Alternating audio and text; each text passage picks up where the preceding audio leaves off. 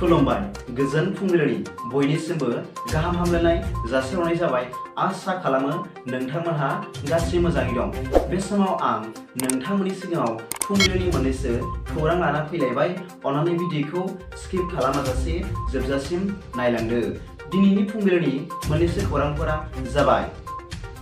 गिबि रादाबाव दं मैयानि फोसावनाय इउनियन बाजेट 2023-24 बाजेटआव रेलनि खोन्दोआव जौगाखांनायनि हाबा मावनो थाखाय 2.40 लाख कौटि बाजेट खालामबाय होनना मिथिनो मोननाय जादों।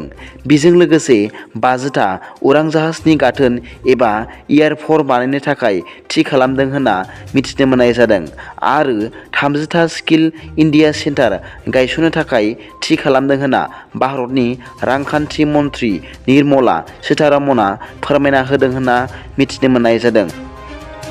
नैथि रादाबाव दं सांग्रां जा स्टेट बेंक अफ इन्डिया एबा SBI निफ्राय SBI नि कास्टमारफोरखौ सांग्रां खालामना फोसावदों दि नोंथांनि मबाइल फनाव माब्लाबा मेसेजनि गेजेरजों SBI बेंकिं एप्स डाउनलड खालामनो थिननो हागौ, नाथाय खालामनो नाङा। माब्लाबा KYC खालामनो थिननाय मेसेज फैनो हागौ, नाथाय खालामनो नाङा होनना फोरमायदों।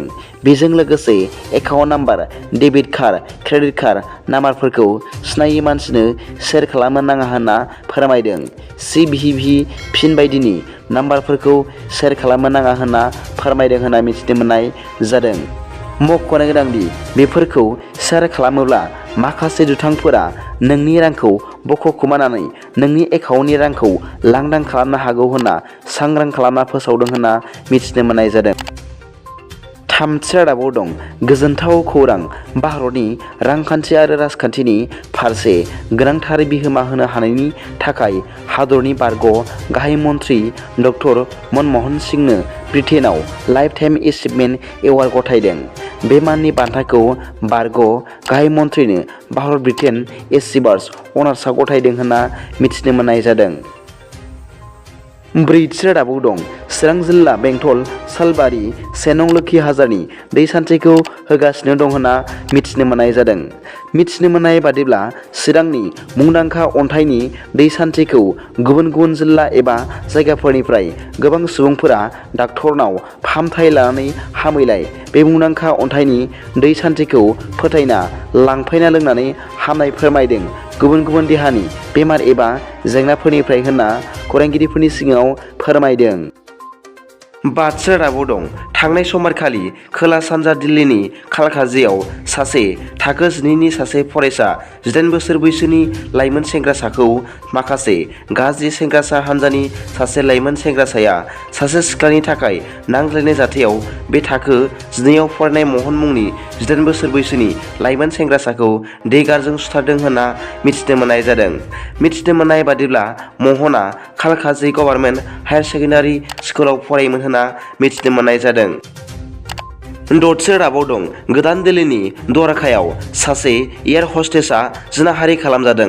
मिथिनो मोननाय बादिब्ला बे बाथ्राखौ सासे एयार हस्टेसआ गावनो बे बाथ्राखौ सिमान लादों।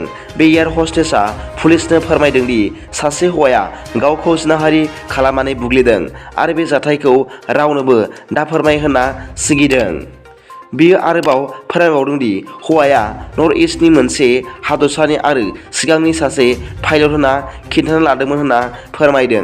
एयार हस्टेसआ फोरमायनाय बादिब्ला गावबो बे हौवानि गुरगावननि फ्लेगआव डिसेम्बर दाननिफ्राय थाफादोंमोन होनना फोरमायदों, नाथाय 22 जानुवारि खालि जिनाहारि खालामनानै आरो बुग्लिनानै खारखोमा लांदों होनना फोरमायदों। मिथिनो मोननाय बादिब्ला बे हौवानि थाखाय गोरोबनाय IPC सेक्सनाव रेजिस्टार खालामनाय जाबाय आरो दासान्दि दायनिगिरिखौ पुलिसफ्रा नागिरगासिनो दं होनना मिथिनो मोननाय जादों। दिनैनि फुंबिलिनि मोननैसो खौरांफोरा दा बेखिनिल'मोन। भिडिअखौ मोजां मोनोब्ला अन्नानै लाइक आरो साबस्क्राइब खालामनो दाबाव आरो बेल आइकनआबो थुनानै ला, जाहाथे आं गोदान गोदान निउस आपडेट लानानै फैब्ला नोंथांनियाव सिगांग्रो नटिफिकेसन सौहैयो। दा बेलासिनि रादाबाव नोंथांमोनखौ आंनि चेनेलाव गोसो गोथारै बरायहरनाय जाबाय। गोजोन्थों। एसेनोसै। जय बर' हारिनि